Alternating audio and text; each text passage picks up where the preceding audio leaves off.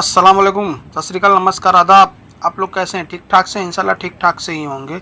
जैसे कि सऊदी अरब के कुछ लेटेस्ट और ज़रूरी अपडेट्स आए हुए हैं जो कि आप लोगों के लिए बहुत ही इंपॉर्टेंट होने वाली है, तो आप लोग वीडियो को लास्ट तक ज़रूर देखना। तो चलो वीडियो शुरू करते हैं। आज की पहली अपडेट, जैसे कि आप लोगों को पता है कि सऊदी अरब में भीख मांगना अलाउ नहीं है। यहाँ भीख मांगने पे आपको जेल हो सकती है। तो इसी मामले में अल-जोफ की पुलिस ने कल 4 लोगों को गिरफ्तार किया है, जो कि बताया जा रहा है कि उसमें से एक जो था वो जॉर्डन का रहने वाला था। वो दुकानों के सामने भीख मांगते हुए पकड़ा गया, जो कि उसको पुलिस उठा ले गई। और दूसरा बांग्लादेश का रहने वाला है, वो सफाई कर्मी था, मतलब बलदिया में काम करता था। तो वो सिग्नल पे साफ करते करते भीख मांग रहा था, तो उसको भी गिरफ्तार कर लिया गया है। और 2 शहरियों को भी गिरफ्तार किया गया, जो कि वो भी दुकानों के सामने से भीख मांगते हुए पकड़े गए थे। तो यहाँ की पुलिस का कहना है कि भाई, अगर ऐसे लोग आपको दिखते हैं तो सबसे पहले आप हमें इत्तला कीजिए, ताकि इनको हम पकड़ के जेल में डाल दें, क्योंकि यहाँ भीख मांगना सख्त गुनाह है। तो यहाँ भीख नहीं मांग सकता है कोई भी।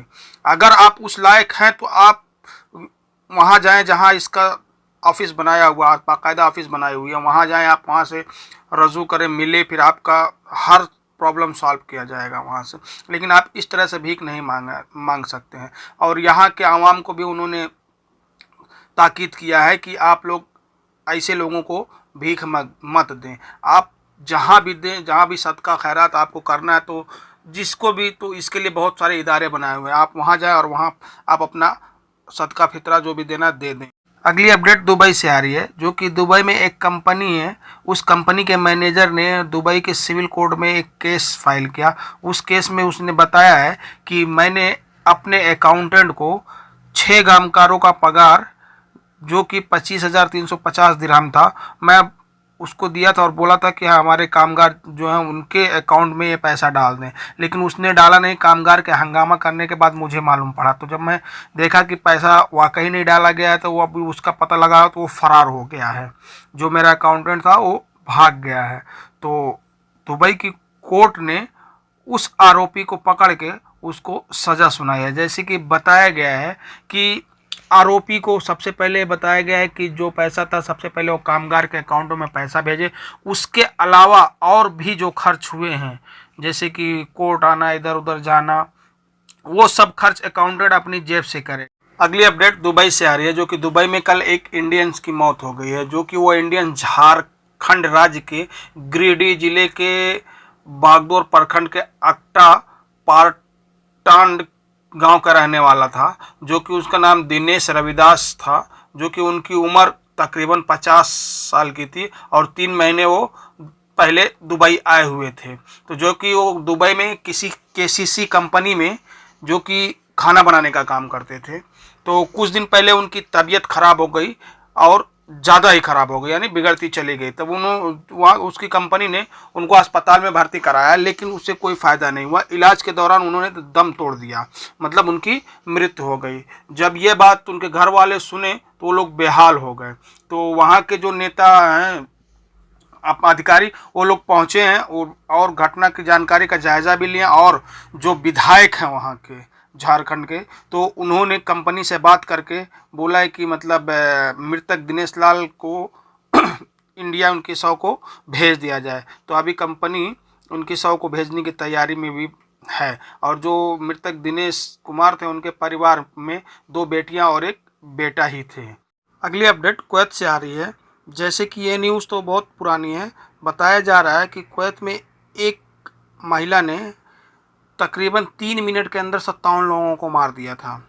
तो ये न्यूज़ 2009 की है। बताया जा रहा है कि वो जो औरत थी वो अपने पति के साथ रहती थी। उसका पति उससे बोला कि मैं अभी दूसरी शादी करना चाहता हूँ। तो वो दोनों के बीच बहुत ज़्यादा झगड़ा होने लगा। तो लेकिन पति नहीं माना। पति बोला नहीं, मैं शादी करूँगा ही करूँगा। तो पत्नी बोली नहीं, शादी नहीं करना है, लेकिन वो नहीं माना। जब नहीं माना तो उसने तकरीबन 15 अगस्त 2009 को उसने अपनी दूसरी शादी की डेट रख दी। उसके बाद उस दिन वो शादी करने के लिए गया हॉल में। एक हॉल बुक किया था जिसमें बहुत ग्रैंड पार्टी हुई थी, मतलब बड़ी पार्टी हुई थी। उसमें बड़े से बड़े लोग आए थे वहाँ उसकी पार्टी में, तो उसकी बीबी भी गई थी उस पार्टी में, लेकिन अब उसकी बीबी के दिमाग में कुछ दूसरा ही चल रहा था, वहाँ चुपचाप बैठी थी। उसके बाद वो एक बैग निकली है वहाँ से, जब अपने मैरिज हॉल से निकली है, उसके बाद बाहर गई है गाड़ी में से, पहले से वो तैयारी करके रखी थी, गाड़ी में 2 कैन पेट्रोल रखी थी, और वो बाहर से पेट्रोल छिड़क के उस पर्दों पे जो टेंट पे, उसके बाद उसने बाहर से आग लगा दिया। तो बताया जा रहा है उसमें तकरीबन 57 लोगों की मौत हुई थी, जो कि 49 लोग ने तो जगह पे ही दम तोड़ दिया था, और कुछ को अस्पताल ले जाया गया, जाके वहाँ मर गए, जिसमें 90 लोग घायल हुए थे। तो ये औरत ने इतना बड़ा कांड किया था। जब कुवैत की पुलिस वहाँ जांच में आई तो उन्हें लगा कि ये शॉर्ट सर्किट की वजह से ऐसा हो गया है, मतलब यहाँ शॉर्ट सर्किट हो गया, इसलिए लोगों की जान चली गई। लेकिन जब उनको वो कैन मिला, जो पेट्रोल भर के लेके आए थे, वो कैन मिला, उसके बाद वो कैन में थोड़े पेट्रोल भी थे, तो उस हिसाब से उस औरत को उन्होंने पकड़ के जेल के हवाले किया। तो आप लोगों को क्या लगता है, ऐसा करना चाहिए था या नहीं करना चाहिए था? आप लोग कमेंट में ज़रूर अपनी राय बताना।